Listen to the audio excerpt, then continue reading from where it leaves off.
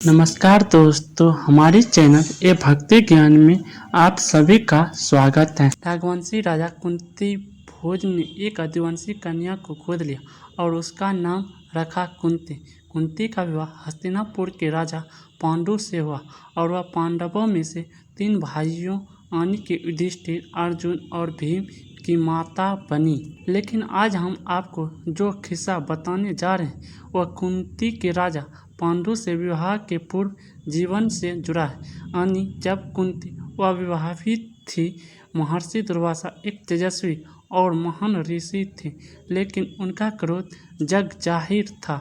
महर्षि दुर्वासा अचानक ही काफ़ी क्रोधित हो जाया करते थे और किसी को भी श्राप दे दिया करते थे।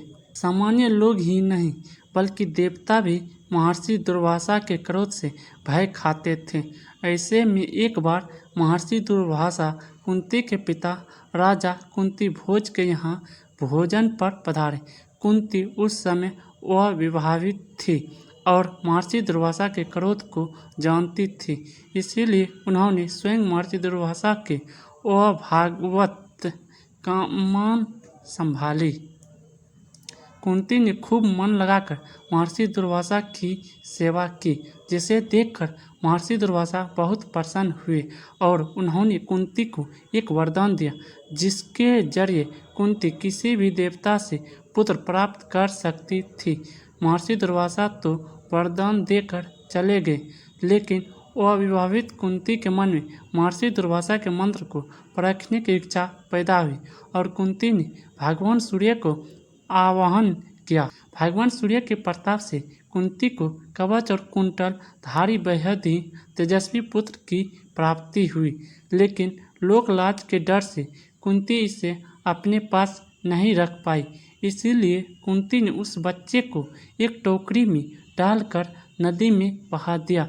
यह बच्चा नदी में बहते हुए भीष्म पिता के सारथी अधिरथ को मिला।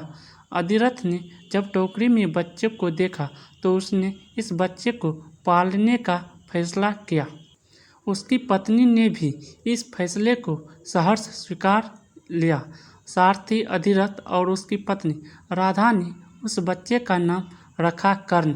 कहा जाता है कि महाभारत के युद्ध में जैसे ही अर्जुन के हाथों कर्ण की मौत होती है, कुंती कर्ण के शरीर से लिपटकर विलाप करने लगती है। माता कुंती को एक शत्रु के लिए विलाप करता देख सभी पांडव आश्चर्य में पड़ जाते हैं और कुंती माता से इसकी वजह पूछते हैं। यह सुनकर कुंती उन्हें बताती है कि कर्ण उनका शत्रु नहीं बल्कि बड़ा भाई था। माता कुंती पांडवों को महर्षि दुर्वासा के मंत्र और भगवान सूर्य के प्रताप से पैदा हुई कर्ण की सारी बात बताती है। माता कुंती की यह बात सुनकर धर्मराज युधिष्ठिर अत्यंत क्रोधित हो जाते हैं। उन्होंने इस बात की गलानी होने लगती है कि उनकी माता के इस राज की वजह से आज पांडवों के माथे पर बड़े भाई के कत्ल का कलंक भी लग गया। वही वजह है कि युधिष्ठिर ने दुनिया की तमाम माताओं को यह श्राप दिया कि महिलाएं चाहे कितनी भी कोशिश कर लें, वे अपने मन में कोई बात कभी भी छिपा कर नहीं रख पाएगी। मान्यता है कि उस दिन के बाद से संसार की सभी महिलाएं अपने मन में कोई भी गहरा राज ज़्यादा दिनों तक नहीं रख पाती है।